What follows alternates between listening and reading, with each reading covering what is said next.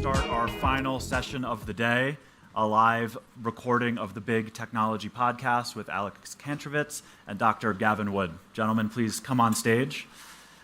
Just a quick note on the recording. About halfway through the hour-long podcast, Alex will create a fake break in the conversation where he will later put in the ads. You don't have to sit here and listen to the ads, thankfully.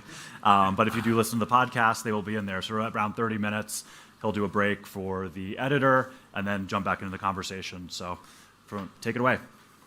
All right. Hello and welcome to the Big Technology Podcast, a show for cool-headed, nuanced conversations of the tech world and beyond. And we are coming to you from Davos this week in collaboration with the Web3 Foundation and Unfinished. Our guest today is Gavin Wood, the co-founder of Ethereum and creator of Polkadot. We've had a handful of conversations about Web3 on this show, but I don't think any has been as in-depth as the one you're about to hear. Gavin, welcome to the show. Thanks for having me on. So you're the co-founder of Ethereum and creator of Polkadot, two of the most influential crypto projects that we have today. And both of them challenge the current institutions. And so I've heard two legends about you. The first is that you decided to get into this after seeing the revelations from Ed Snowden. The second is that you decided to make these moves after seeing the financial collapse in 2009. So which one of those is true?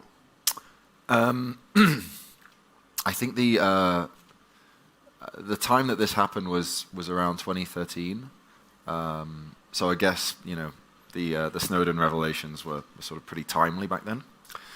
And certainly, I mentioned this in the Web3 little document thing that I wrote back in 2014. But that said,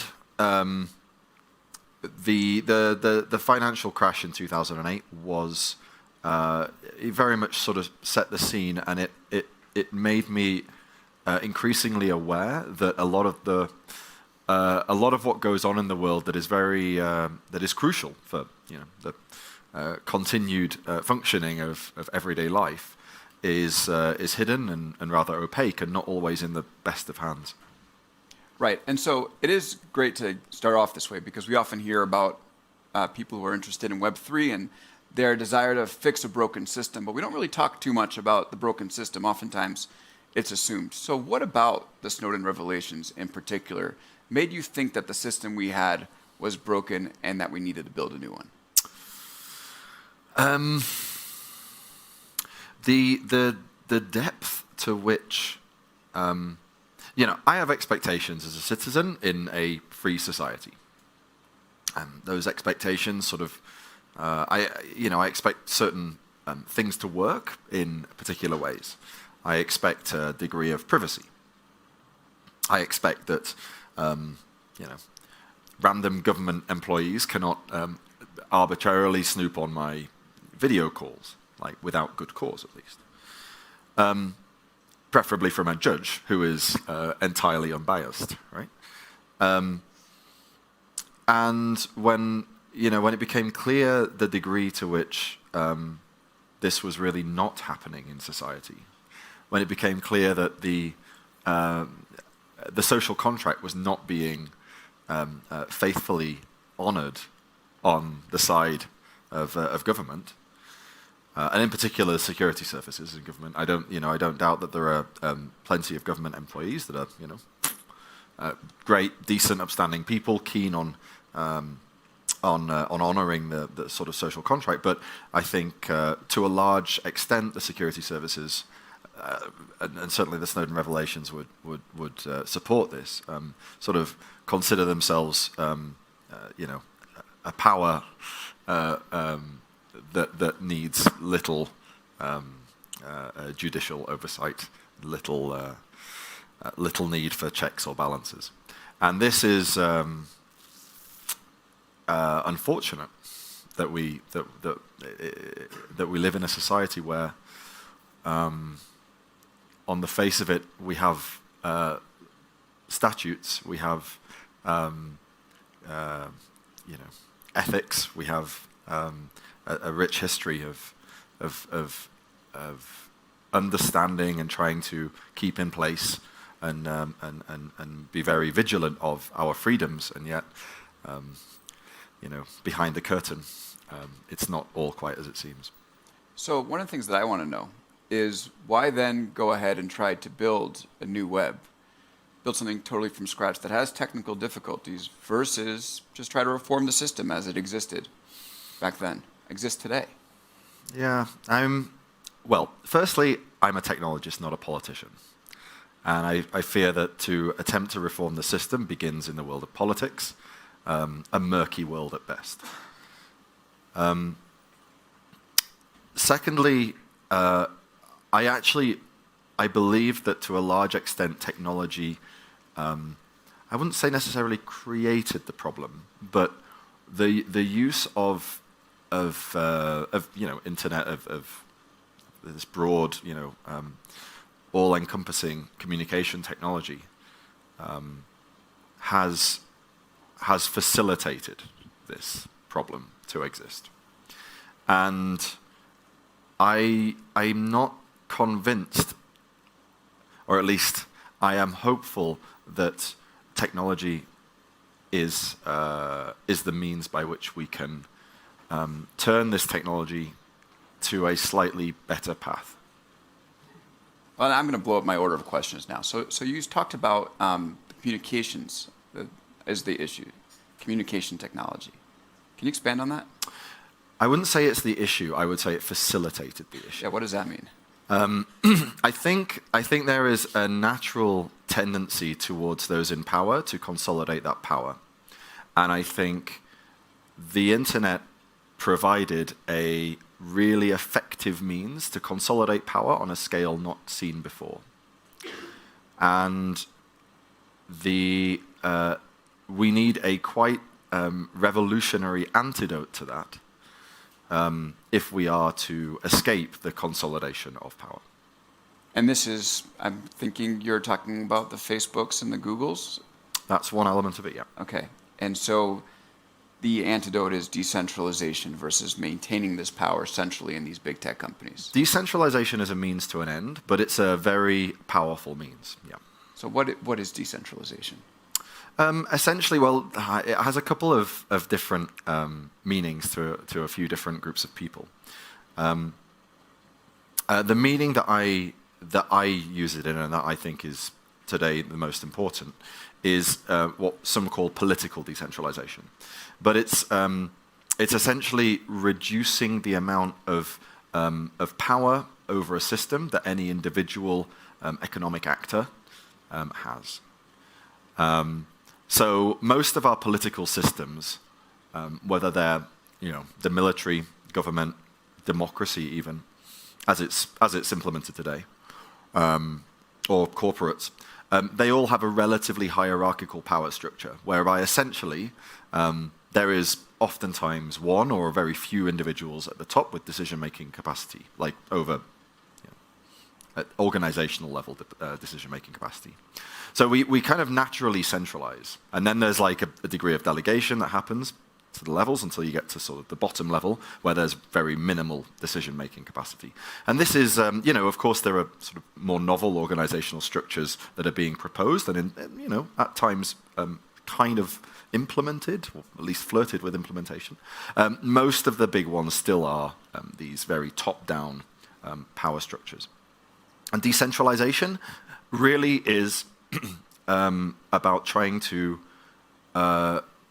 remove that power structure, at least in a structural way, like at least in a way that makes it non-negotiable. Now, not to say that a decentralized system cannot have small versions of this power structure in it, in the same way that a capitalist economy can have, a company that has a boss with employees and so on. That's no problem, but that doesn't make it a command-driven economy. It just means that there is a component that exists under notionally fair rules, competing with other companies, providing services and selling goods. And that's really what we come down to mean with political decentralization. It's about not placing all the decision-making eggs in one basket, or at least if we do, not doing so in a structural fashion. Is it weird for you to be here in Davos, where like all those people at the top that you just mentioned are gathering? It's an odd collection walking down the street. It really is. Yep. Why are you here? Why? Yeah. Why am I personally here, or why is? Well, it's very interesting to me that, if you're talking about how we need to decentralize and, it's a political form of decentralization. We're down the block. I mean, of course, we're not in the event, but we're down the block from all that centralization. So is it a political message to be here, or is it just like this is a convenient gathering of people? What about Davos made you want to come? I think overall there are relatively few forums in the world that collect together quite the same set of people. I think that the message is important, and I think that there are sort of competing messages all sort of going under the same banner. You walk up the street, Web3 means quite a lot of different things depending on where in the street you decide to take off and go to a shop. And I think I wouldn't want the message to become overly diluted or otherwise misused.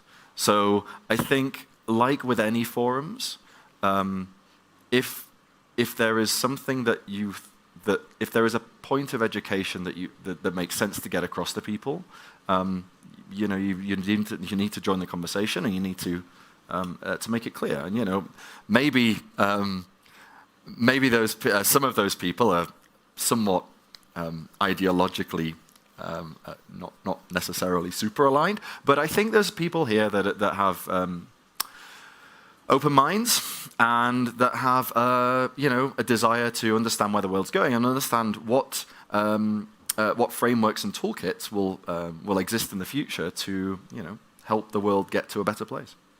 Okay, so let's continue on the Gavin journey. So you watched what happens with Snowden. You believe there's too much centralization of power. It's too easy for the government to go in and listen into what you're doing, and you decide to apply a technological solution to that.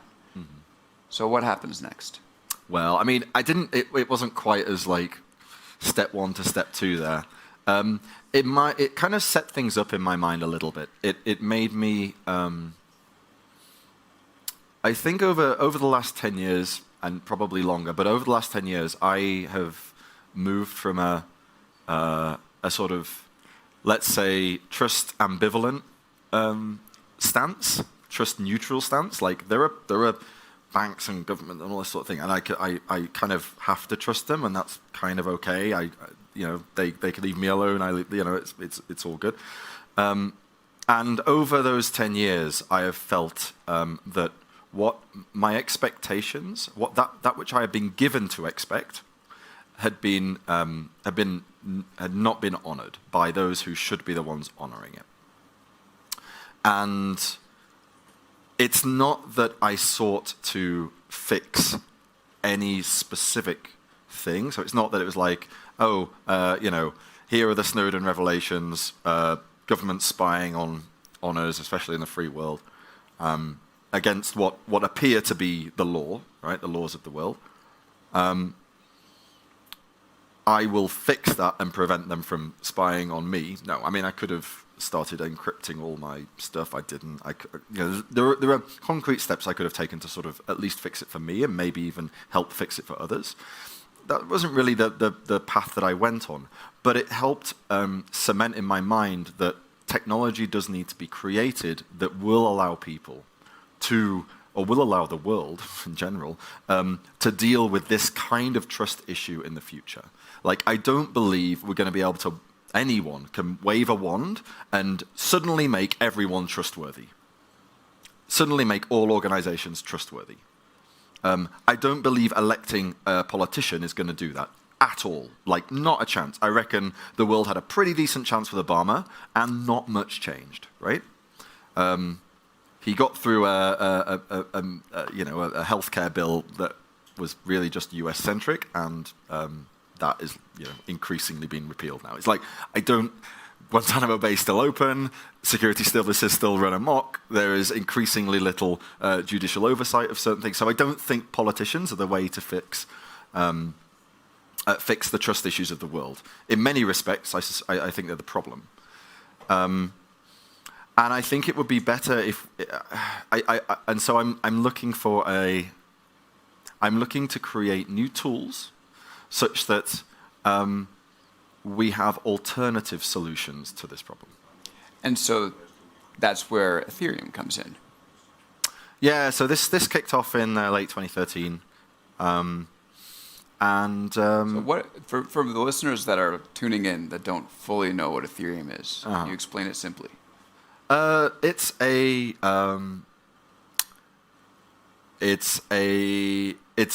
sort of a derivative in some sense, like technologically speaking, of the Bitcoin protocol, which is this decentralized currency. So Ethereum's like a decentralized currency, and it adds additional programmability to that currency. So you can build on it. You can you can program the money. Right. Essentially. Now, we hear about this a lot. And for those of us that are not in the space, this is where the point of confusion often comes in, because people know that there's, they hear about this new web and they hear about the programming that you could potentially do on top of blockchains. But we don't have any programs that most of us use that have been built this way. So what's going on? Is it a technological problem, or is the hype a little bit too early? Where are the programs that are supposed to be built on top of this technology? Because it sounds nice in theory, distributed, the government can't spy, and maybe even users are, have some ownership through tokens. But, that's where I think the disconnect comes for the general public and the Web3 community, where, folks are trying to they hear all this, it all sounds good, but they're asking, where's the cream filling? Like, what's going on inside? It's a little bit like sort of taking the home computer revolution in like 80, 81, 82, and sort of asking, hey, where's the AI? Where's the where's the VR? But the difference is we have much more powerful computers now than we did back then. So is it a computing power issue? No, it's more of a. So we've moved up a couple of levels since then. So we've got powerful computers, and we have pretty decent connectivity. We have a incredible level of like accessibility, so we can access all this the internet from all sorts from these tiny little devices that we carry around with us. We've come very far in that regard, but there's still a substantial amount of a gap in terms of the higher level elements. So these basically boil down to software. So software libraries, software development kits, services, and integrations. So when I think integration, I'm really talking about integrating with the rest of the world's services, whether they're digital or meat space, doesn't really matter so much. And we are moving slowly there, but it will take a while. It's not something where you can sort of click your fingers, invest $1 billion, and expect like in 3 months' time everything to have been changed over. It takes a lot of people to understand. It's an education problem as much as it is a technological problem. People have to like get their heads around what this is. Like a lot of Web 2 could have been built on the technologies that we had 5 or 10 years before Web 2 arrived, but they weren't. Web 2 didn't come about until people had got to grips with the web, the internet. When they understood the difference between like a phone line and a DSL line and all the they understood how to sort of connect to the internet. They understood the difference between a computer that was connected and a computer that wasn't connected. There's a lot of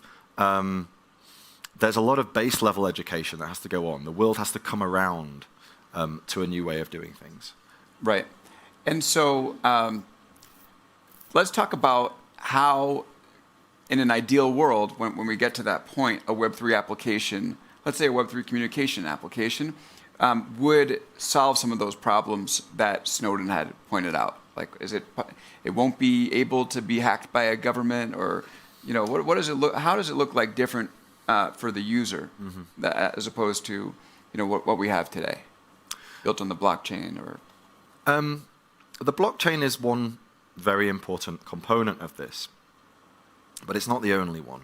I mean, blockchains work largely through two sort of distinct technology sets. One of them is cryptography, which just like basic mathematics, and the other one is game theory, so economics, right? And these two together combine to allow for what we call like blockchain, trust-free computing. But blockchain, broadly speaking, there are a few avenues that are sort of a little different. But blockchain, broadly speaking, is a very transparent system. It doesn't help users keep hold of their data of itself, right? Everything on Bitcoin is a public ledger. You can see all the transactions that happen. Same with Ethereum. Now there are technology avenues that are aiming to reduce this sort of public nature of the information, but they tend to have an unfortunate side effect that it centralizes the computation. So it actually ends up centralizing some of the information flow as well. And that's kind of problematic. But Web3 in and of itself is about trying to reduce, at a broad level, how much we trust, how much we have to trust. It's not that trust is necessarily a bad thing, but that the requirement to trust essentially means blind faith. It's like, I have no choice but to trust that the security services are not trying to snoop on everything. I have no choice but to trust that the judge in the court is actually unbiased. And this is like, it's not a great position to be in, because if you have no choice but to trust, well, that means that you're basically powerless, and you have no way of actually ensuring that you're not under an arbitrary authority that can essentially tell you what to do without any real reason or rationale.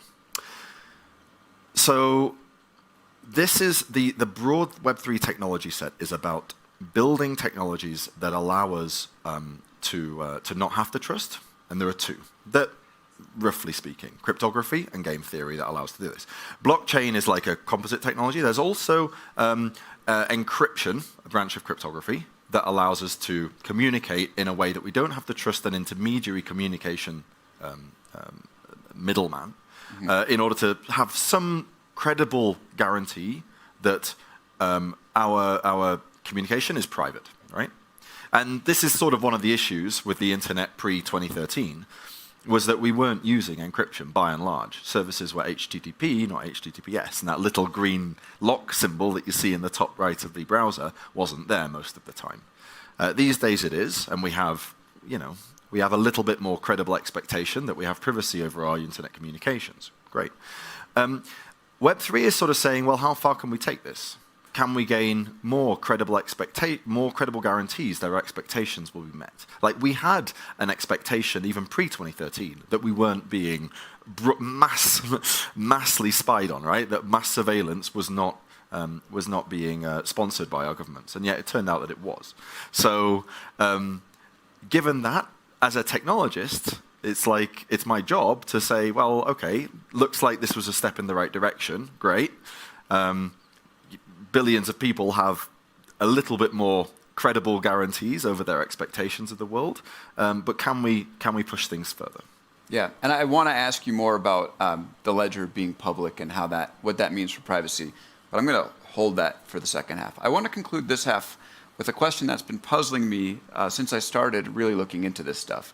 So I went to El Salvador and just kind of ran into the country's Bitcoin experiment, where Bitcoin is legal tender there, and started listening to some of the podcasts that were talking about this and how they were going to make Bitcoin the currency in El Salvador. And I've heard you speak about it. It seems like it can be helpful to avoid some of the fees with remittances. But when I listen to Bitcoin people, I don't know what the deal is. They hate Web3 people. And the Web3 people can't stand Bitcoin people. It seems like you'd have common ground. What's going on in that rivalry? I'm not sure. I suspect that the Bitcoin people that are not super keen on the Web3 people are probably just on the Web3 movement. Maybe think of it a little too much in terms of the the NFT hype stuff rather than the underlying, let's say, social and technological direction.